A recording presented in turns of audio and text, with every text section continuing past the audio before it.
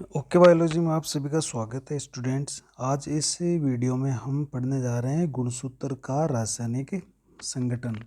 एक बहुत ही महत्वपूर्ण टॉपिक है। रासायनिक संगठन का मतलब है, अंग्रेजी में इसको हम कहेंगे केमिकल कंपोजिशन ऑफ क्रोमोसोम्स। तो रासायनिक संगठन या केमिकल कंपोजिशन की जब बात आती है तब हम ये कहते हैं कि ये जो गुणसूत्र है ये कौन कौन से रासायनिक पदार्थों से बने हुए हैं। तो हम ये देखेंगे कि जो गुणसूत्र अपन जो इतने वीडियो में अपन गुणसूत्र बोल रहे थे, क्रोमेटिन जाल बोल रहे थे, और क्रोमेटिन जाल संघनित होकर गुणसूत्र बनाता है। तो आखिर ये गुणसूत्र वास्तव में किस रासायनिक अवयवों के या रासायनिक पदार्थों के या रासायनिक घटकों से बने हुए होते हैं। तो अगर हम रासायनिक पदार्थ की बात करें तो गुणसूत्र में दो तरह के रासायनिक अवयव होते हैं। रासायनिक अवयव जिसको हम घटक भी कह सकते हैं, वो कौन कौन सा होता है। तो पहला होता है, इसके अंदर न्यूक्लिक अम्ल होता है, न्यूक्लिक एसिड। और दो तरह के इसमें एसिड होते हैं, एक तो डीएनए होता है और एक आरएनए होता है। ये गुणसूत्र में दोनों ही प्रेजेंट होते हैं, लेकिन इसमें मुख्यतः कौन सा होता है, 90 से 92% डीएनए ही पाया जाता है, कुछ मात्रा में आरएनए पाया जाता है। तो एक रासायनिक पदार्थ हो गया इसका न्यूक्लिक अम्ल, और दूसरा रासायनिक पदार्थ होता है इसके अंदर प्रोटीन होती है, प्रोटीन। और हम जानते हैं कि प्रोटीन किसकी बनी होती है, प्रोटीन अमीनो अम्ल से बनी होती है। ये प्रोटीन किससे बनती है, अमीनो एसिड से बनी होती है। और अमीनो एसिड क्षारीय प्रकृति के होते हैं, अम्लीय प्रकृति के होते हैं और उदासीन प्रकृति के भी होते हैं। तो ये दो ही रासायनिक पदार्थ है इसके अंदर, एक तो न्यूक्लिक अम्ल और प्रोटीन, और एक अकार्बनिक खनिज तत्व होते हैं, तो वो भी पढ़ेंगे। अब न्यूक्लिक अम्ल तो दो गए, डीएनए और आरएनए। प्रोटीन जो कि अमीनो अम्ल से बनी होती है, इसमें दो प्रकार की प्रोटीनें मिलेगी गुणसूत्र में, दो प्रकार की प्रोटीन होती है। तो वो कौन सी, देखो पहले देखते हैं अपन। पहली होती है क्षारीय प्रोटीन, जो सबसे इम्पोर्टेंट होती है, क्षारीय प्रोटीन। क्षारीय प्रोटीन का मतलब है जिसको हम हिस्टोन भी कहते हैं। क्या कहते हैं, हिस्टोन प्रोटीन भी कहते हैं। जो क्षारीय प्रोटीन होती है उसको हिस्टोन प्रोटीन भी कहते हैं। एक क्षारीय, इसका मतलब है इसमें क्षारीय अमीनो अम्ल ज़्यादा पाए जाएंगे। तो इसमें दो दो अम्ल है मुख्यतः जो सबसे ज़्यादा मिलेंगे, उनका नाम है आर्जिनिन व लाइसिन। ये दो ऐसे क्षारीय अमीनो अम्ल है, क्षारीय अमीनो अम्ल, इसकी अधिकता होती है, इस कारण से ये प्रोटीन है वो क्षारीय प्रकृति की मिलती है। तो जो क्षारीय प्रोटीन जिसको स्टोन प्रोटीन भी कह रहे हैं, उसमें आर्जिनिन और लाइसिन जैसे अमीनो अम्ल की अधिकता होती है, इस कारण ये प्रोटीन क्षारीय प्रोटीन होती है। और ये मुख्य प्रोटीन होती है गुणसूत्र बनाने वाली। इसके साथ एक प्रोटीन और होती है जिसको कहते हैं हम अम्लीय प्रोटीन। ये भी इसके स्थायित्व के लिए ज़रूरी होती है। तो अम्लीय प्रोटीन को हम कह देंगे नॉन स्टोन प्रोटीन। क्या कह देंगे इसको, नॉन स्टोन प्रोटीन। तो जैसे ये नाम है इसका अम्लीय प्रोटीन, इसका मतलब इसमें अम्लीय जो अमीनो अम्ल होंगे उसकी अधिकता होगी। तो इसमें मुख्य रूप से एक अमीनो अम्ल है ट्रिप्टोफैन व टाइरोसिन, टाइरोसिन। ये दो अमीनो अम्ल की सबसे ज़्यादा इसके अंदर मात्रा पाई जाती है। तो जो अम्लीय प्रोटीन होती है जिसको अपन नॉन स्टोन प्रोटीन भी कह रहे हैं, इसके अंदर ट्रिप्टोफैन और टायरोसिन अमीनो अम्ल की अधिकता होती है, जो कि अम्लीय अमीनो अम्ल होते हैं और उसके कारण से अम्लीय प्रोटीन हो जाती है। और तीसरा जो महत्वपूर्ण घटक होता है इसका, वो होता है इसके खनिज लवण। खनिज लवण या जिसको अपन आयन भी कहेंगे। तो इसके अंदर कौन कौन से आयन पाए जाएंगे, इसके अंदर देखो कैल्शियम आयन है, मैग्नीशियम आयन है, सोडियम आयन है, इस तरह के इसके अंदर आए, पोटेशियम है, इस तरह के जिंक आयन है। तो ये इसके अंदर आयन महत्वपूर्ण भूमिका निभाएंगे हमारे गुणसूत्र बनाने में। तो इस इससे स्पष्ट हो गया कि 3 तरह के हमें रासायनिक पदार्थ चाहिए अगर गुणसूत्र बनाना है। तो उसमें अपन को न्यूक्लिक अम्ल चाहिए, प्रोटीन चाहिए और खनिज लवण चाहिए। अब हम इन सभी को एक एक करके पढ़ लेते हैं। देखो, तो पहला तो अपन पढ़ लेते हैं न्यूक्लिक अम्ल, डीएनए और आरएनए। इससे पहले देखो, गुणसूत्र का जो मुख्य भाग होता है, गुणसूत्र का मुख्य भाग होगा, जो मुख्य रूप से बना हुआ रहेगा, वो मुख्य भाग जो होता है वो डीएनए और हिस्टोन का बना होगा। ये इसके अंदर है। इसका मुख्य भाग किसका बना होगा? डीएनए और हिस्टोन का, जो कि 90 से 92% उपस्थित रहते हैं। और जो शेष भाग होगा इस गुणसूत्र का, शेष भाग, उसके अंदर क्या पाया जाएगा? उसके अंदर आरएनए हो जाएगा और नॉन हिस्टोन प्रोटीन पाई जाएंगी। नॉन हिस्टोन प्रोटीन जो कि लगभग 8 से 10% पाया जाएगा। कहने का मतलब है मुख्य रूप से गुणसूत्र है वो इस डीएनए और हिस्टोन प्रोटीन का बना होता है, और शेष भाग इसका है वो आरएनए और नॉन हिस्टोन प्रोटीन का बना होता है, जो 8 से 10% होता है। और जो बाकी जो आयन होते हैं वो आयन इन जीनों के जो नियमन होता है या इनके स्थायित्व को बनाने के लिए ज़रूरी होते हैं। तो हम ये कह सकते हैं कि गुणसूत्र का, अगर जब हम ये कहें कि गुणसूत्र किसका बना होता है, तो इसमें डीएनए, आरएनए, हिस्टोन और नॉन हिस्टोन चारों ही काम में आते हैं। लेकिन अगर इस तरह से अगर कहा जाए, क्वेश्चन इस तरह से आता है कि मुख्य रूप से किसका बना होता है, तो मुख्य रूप से ये डीएनए और हिस्टोन का बना होता है, वरना इसके अंदर सभी अपना अपना योगदान देते हैं। तो सबसे पहले देखो, अपन पढ़ते हैं डीएनए इसके अंदर डीएनए क्या होता है। तो डीएनए को अपन एक पूरा नाम होता है डीऑक्सी राइबो न्यूक्लिक अम्ल, ये हमें पता होता है। तो डीएनए की जो मात्रा होती है ना, वो प्रत्येक जाति में डीएनए की मात्रा है वो एक निश्चित मात्रा होती है, स्थिर होती है। देखो, कोई भी प्राणी जीवों की जाति होती है, उस जाति के अंदर, जैसे मनुष्य है तो मनुष्य में डीएनए की मात्रा एक निश्चित मात्रा है। जैसे अपने अंदर लगभग 2 मीटर लंबा डीएनए पाया जाता है, तो मनुष्य में आपको इसी तरह से 2 मीटर लंबा डीएनए मिलेगा, और सभी में 46 गुणसूत्र पाए जाएंगे। नॉर्मल मनुष्य की बात करें तो ये प्रत्येक जाति में डीएनए की मात्रा स्थिर होती है। लेकिन अन्य घटक हैं, अन्य घटकों जैसे कि अपन बात कर लें आरएनए है या कोई प्रोटीन है, तो डीएनए की मात्रा तो स्थिर होती है। लेकिन अन्य घटक जैसे आरएनए है या प्रोटीन है, जिसमें हिस्टोन और नॉन हिस्टोन दोनों आ रही है, इनकी मात्रा कम ज़्यादा हो सकती है, कम ज़्यादा हो सकती है। किसी में कम मिल जाएगी तो किसी में ज़्यादा मिल जाएगी।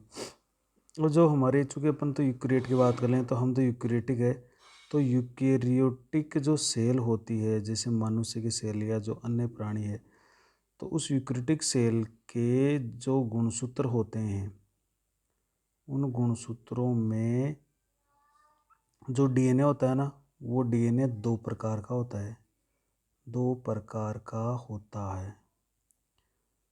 तो गुणसूत्र में 2 तरह का डीएनए पाया जाएगा। अब वो 2 तरह का डीएनए कौन सा? देखो, एक डीएनए होता है जिसको अपन कहते हैं अनन्य डीएनए, जिसको बोलते हैं यूनिक।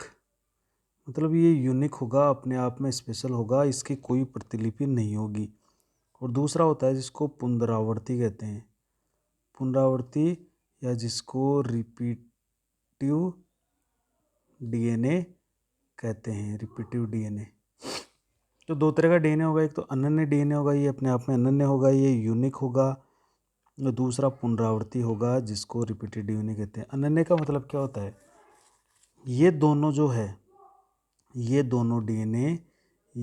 दोनों डीएनए एकांतर क्रम में रहेंगे। ये दोनों जो डीएनए है वो एकांतरित क्रम में व्यवस्थित रहते हैं। एक जैसे एक अनन्य है तो फिर पुनरावर्ती आ जाएगा, फिर अनन्य आ जाएगा, पुनरावर्ती मतलब एकांतरित क्रम में व्यवस्थित होते हैं।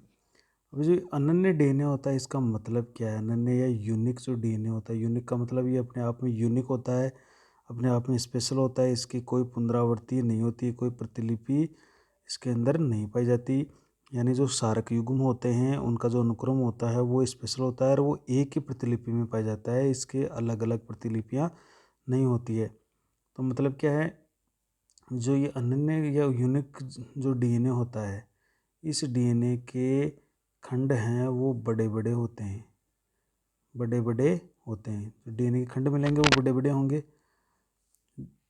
इसके डीएनए के पुनरावृत्ति डीएनए के खंड बड़े बड़े होंगे, जबकि जबकि फिर अनन्य डीएनए के खंड बड़े बड़े होंगे, जबकि जो पुनरावृत्ति डीएनए है ना, उस पुनरावृत्ति डीएनए के जो खंड होंगे, पुनरावृत्ति डीएनए के खंड वो छोटे छोटे रहेंगे, छोटे छोटे रहते हैं, वो छोटे छोटे रहते हैं।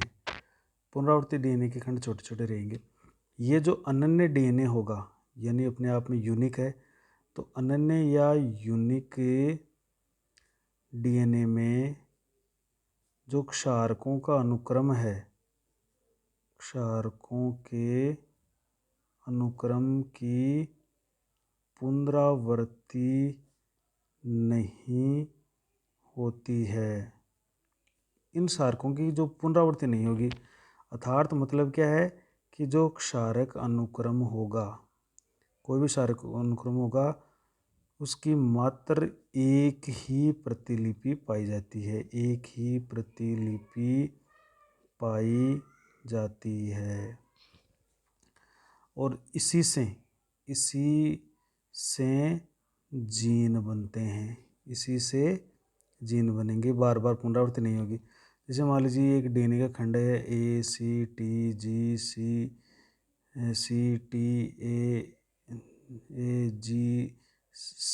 तो इसमें कहीं पर भी आपको पुनरावृत्ति देखने को नहीं मिलेगी। तो ये एक डीएनए का जैसे मान लीजिए खंड है, और एक खंड है जैसे AATA, फिर आ गया AATA, फिर आ गया AATA। तो इस तरह से जैसे ये एक पुनरावृत्ति हो गई, फिर ये पुनरावृत्ति हो गई, फिर ये पुनरावृत्ति हो गई, तो ये पुनरावृत्ति डीएनए कहलाएगा। बार बार इसका एक विशेष अनुक्रम हो वो पुनरावृत्त हो रहा है, जबकि इसमें कोई पुनरावृत्ति क्रम नहीं है। तो ऐसा तो क्या कहलाएगा, ये डीएनए क्या होगा, यूनिक, और ये क्या होगा, पुनरावृत्ति डीएनए होगा। तो हम कह रहे हैं कि जो यूनिक डीएनए है वो क्षारकों की पुनरावृत्ति नहीं होती है, बल्कि इसमें एक ही प्रतिलिपि में होगा, ये इसकी बार बार प्रतिलिपियाँ नहीं होगी। जबकि जो पुनरावृत्ति डीएनए है, जबकि पुनरावृत्ति डीएनए में जैसे भी उदाहरण देखिए हम, तो जो क्षारक अनुक्रम होंगे, क्षारक अनुक्रमों की बार बार पुनरावृत्ति होती है, बार बार पुनरावृत्ति होती है। अर्थात हम कह सकते हैं इसमें जो क्षारक अनुक्रम होते हैं उस क्षारक अनुक्रमों की अनेक प्रतियां पाई जाती है, अनेक प्रतियां पाई जाती है, अनेक प्रतिलिपि पाई जा रही है। इस तरह का डीएनए, इस तरह का जो डीएनए होता है, ये किस तरह का, पुनरावृत्ति जो डीएनए होगा वो हेटेरोक्रोमेटिक क्षेत्र में मिलेगा, हेटेरोक्रोमेटिक क्षेत्र में पाया जाता है। और कौन कौन सी जगह में मिलेगा गुणसूत्र के, जैसे गुणसूत्र बिंदु में है, प्राथमिक संकीर्ण है, द्वितीयक संकीर्ण है, सेटेलाइट है, सेटेलाइट।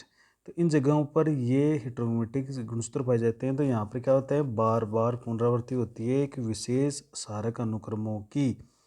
तो ऐसा डीएनए जीन नहीं बनाएगा, ऐसा आनुवंशिकता में योगदान नहीं देगा, पीढ़ी दर पीढ़ी गुणों को लेके नहीं जाएगा, तो ऐसा डीएनए पुनरावृत्ति डीएनए कहलाता है। तो ये हेटेरोक्रोमेटिक क्षेत्र में पाया जाएगा। और ऐसा डीएनए जो ऊपर आपने देखा ना, ये कहाँ पाया जाएगा, ये यूक्रोमेटिक क्षेत्र में पाया जाएगा, यूक्रोमेटिक क्षेत्र में आपको मिल जाएगा। तो ये तो डीएनए की बात हो गई।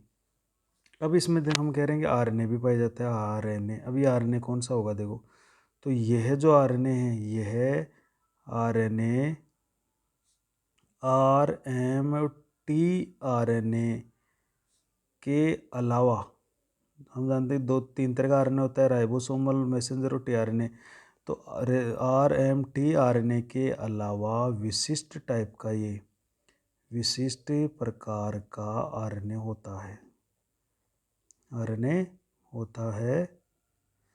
ये देखो, ये जो आरएनए होगा जो गुणसूत्र बनाएगा, ये राइबोसोमल या संदेशवाहक या ट्रांसफर आरएनए के अलावा होगा। और एक विशिष्ट टाइप का आरएनए होगा, इसे हम क्रोमोसोमल आरएनए या क्या कह देंगे, गुणसूत्रीय आरएनए कहते हैं। ये बहुत स्पेशल होगा। ये क्या काम करेगा, ये आरएनए क्या काम करेगा गुणसूत्र में? तो ये जो आरएनए होता है ये डीएनए और जो प्रोटीन होती है, स्टोन प्रोटीन कौन सी? स्टोन जो प्रोटीन होगी उसके बंधन के लिए आवश्यक है, लिपटने के लिए, बंधन के लिए आवश्यक होता है। ये याद रखिएगा, इसका महत्वपूर्ण कार्य है कि स्टोन प्रोटीन, हम कह रहे हैं कि मुख्यतः जो गुणसूत्र होते हैं वो स्टोन प्रोटीन और डीएनए के बने होते हैं। तो इन दोनों का जो बंधन है, अटैचमेंट है, वो बहुत मजबूती से हो सके, इसलिए आरएनए इसमें महत्वपूर्ण भूमिका निभाता है। तो बंधन के लिए आवश्यक है। अब देखिए नेक्स्ट अपन बात कर लेते हैं जो स्टोन प्रोटीन है, नॉन स्टोन प्रोटीन है, उसकी बात कर लेते हैं। अभी प्रोटीन की बात कर लेते हैं अपन। दूसरा अपन पढ़ते हैं, देखो इसमें प्रोटीन। अब प्रोटीन के अंदर पहले ही है देखो हिस्टोन प्रोटीन। हमने कहा कि हिस्टोन प्रोटीन, तो हिस्टोन प्रोटीन में ये क्षारीय प्रकृति की होती है।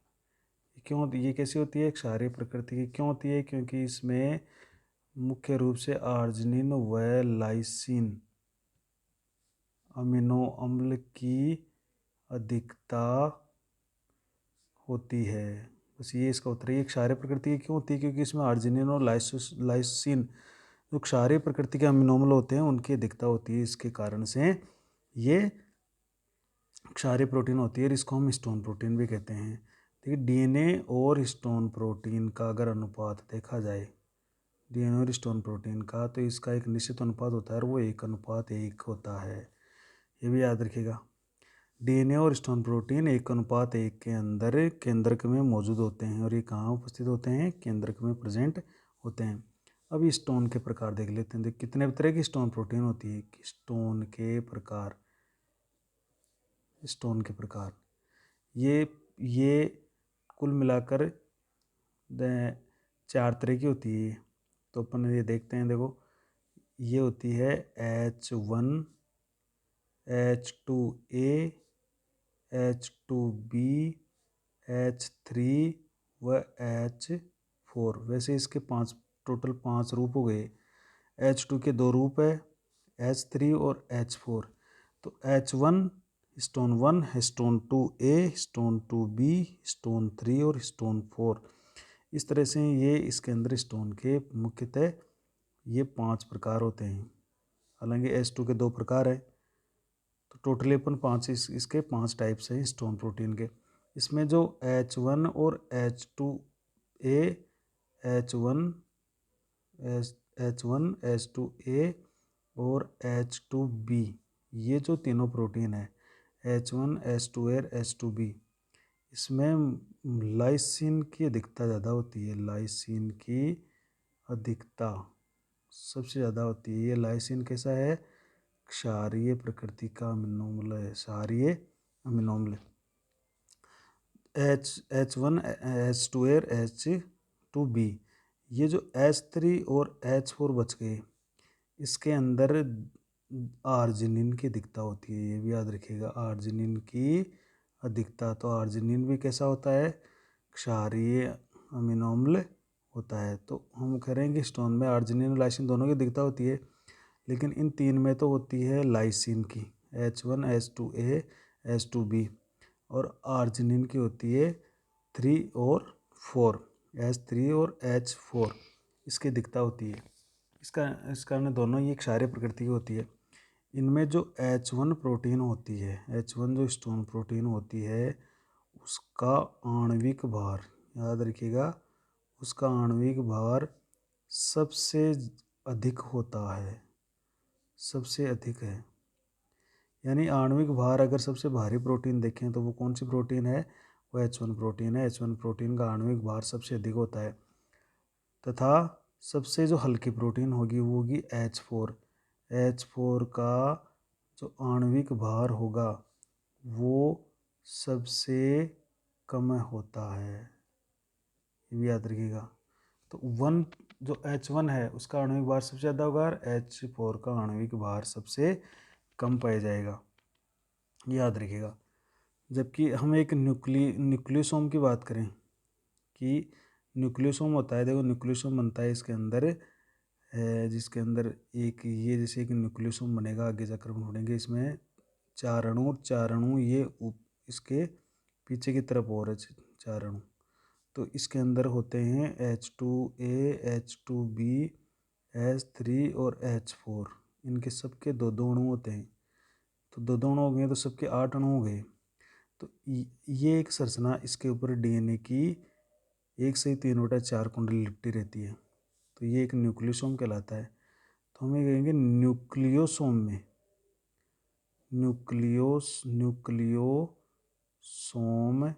में सर्वाधिक आणविक भार वाली जो प्रोटीन होती है वो H3 होती है, क्योंकि H1 नहीं होती, इसके अंदर H1 नहीं है। न्यूक्लियोसोम में H1 नहीं है, बाकी सब में तो H1 सबसे भारी है, लेकिन न्यूक्लियोसोम में H1 नहीं है। इसलिए इनमें से कौन सी होती है, H3 सबसे भारी होती है और सबसे हल्की कौन सी होती है, H4 सबसे कम इसका आणविक भार होता है H4 का। अब ये हिस्टोन प्रोटीन कैसे जुड़ती है, तो देखिए हिस्टोन जो होती है क्षारीय प्रोटीन, हिस्टोन के जो धन सिरे होते हैं, पॉजिटिव सिरे, जो पॉजिटिव सिरे होते हैं वो DNA के ऋण सिरे से।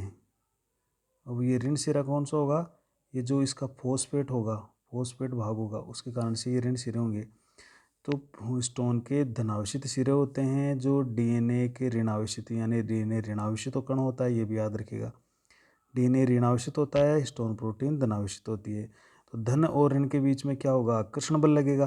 तो इसके जो धनावेशित सिरे होते हैं वो DNA के ऋणावेशित सिरे, ऋणावेशित क्यों होता है DNA, क्योंकि इसमें फॉस्फेट ग्रुप पाया जाता है।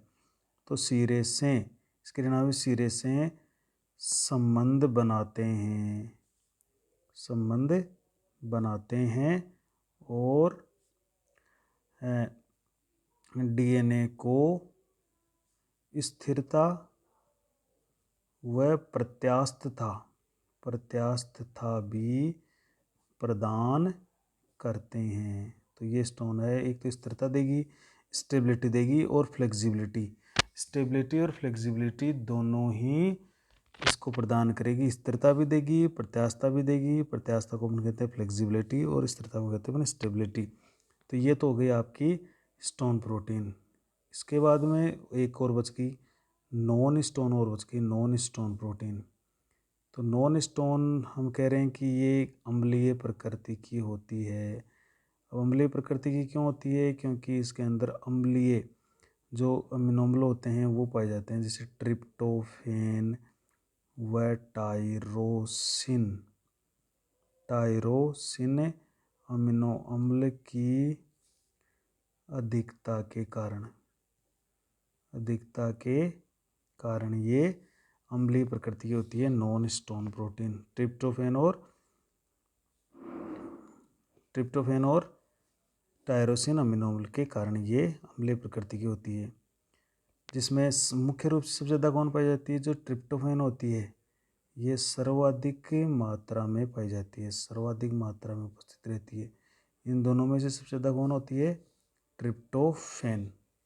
ये जो नॉन स्टोन प्रोटीनें हैं ये क्या करती है, ये RNA के साथ मिलकर, जैसे RNA नॉन स्टोन होता है तो ये RNA के साथ मिलकर जो DNA और हिस्टोन का जो बंधन होता है, कि बंधन मतलब ये RNA के साथ मिलकर डीएनए और स्टोन के बंधन में सहायता करती है। तो ये किस में करेगी, ये स्टोन प्रोटीन आरएनए के साथ मिल जाएगी और डीएनए और स्टोन का बंधन कैसे हो सके, उसमें उसकी बाइंडिंग कैसे हो सके, डीएनए और स्टोन की बाइंडिंग कैसे हो सके, उसमें ये सहायता करती है, मदद करेगी। कौन, नॉन स्टोन प्रोटीन। तो और लास्ट का जो तीसरा इसका पार्ट होता है वो होते हैं आयन, जिसको हम खनिज लवण भी कह रहे हैं। तो इसमें बहुत सारे खनिज लवण हैं, जैसे हमने कैल्शियम, मैग्नीशियम देखा, सोडियम देखा, जिंक देखा, ये इसके अंदर महत्वपूर्ण आयन होते हैं। ये तत्व क्या करते हैं, ये जो तत्व होते हैं ये आयन होते हैं और इस कारण ये आयनिक बंध बना लेंगे, आयनिक बंध बनाते हैं। ये जिसमें जो जिंक आयन होता है ना, जिंक आयन Zn2+, ये क्या करता है, ये प्रोटीन व डीएनए बंध द्वारा जीन नियमन हेतु अत्यंत आवश्यक है, अत्यंत आवश्यक है। ये प्रोटीन और डीएनए बंध, जो बंधन होता है इनका डीएनए और प्रोटीन के बीच में, उस बंध द्वारा जीन नियमन हेतु अति आवश्यक होता है। कौन, जिंक। ये जो प्रोटीन और डीएनए का बंधन हो गया और वहाँ पर जो जीन होंगे, जैसे मान लीजिए यूकैरियोटिक क्षेत्र में, तो उस जीनों का ये नियमन के लिए बहुत ही महत्वपूर्ण आयन होगा जिंक आयन। तो ये थी अपने गुणसूत्र की रासायनिक संगठन। तो इसमें क्या होता है, देखो कि एक स्टोन प्रोटीन रहेगी, उस स्टोन प्रोटीन में 8 अणु रहेंगे। आगे बढ़ेंगे अपन, ये 4 हो गए, 4 इसके और होते हैं, तो 8 अणु होते हैं ये। इनके ऊपर डीएनए लिपटा रहता है, इस तरह से डीएनए लिपटा रहता है और इन दो न्यूक्लियोसोम के डीएनए को जोड़ता है H1 प्रोटीन, ये एक न्यूक्लियोसोम कहलाता है। अब ये जो डीएनए की कुंडली इस पर लिपटी हुई है, ये जो डीएनए की कुंडली इस पर लिपटी हुई है, इसको, इस बंधन को मजबूत बनाने के लिए आरएनए नॉन स्टोन प्रोटीन काम करते हैं और आपका ये जो आयन होते हैं ये भी काम करते हैं। तो ये तो होता है इसके रासायनिक संगठन कि गुणसूत्र डीएनए और स्टोन और आरएनए और नॉन स्टोन प्रोटीन के बने हुए होते हैं। जिन विद्यार्थियों ने अभी तक अपने चैनल को सब्सक्राइब नहीं किया वो सब्सक्राइब भी करें और ज़्यादा से ज़्यादा अपने दोस्तों साथियों के साथ इसको शेयर भी करें और लाइक ज़रूर करें अपने चैनल को।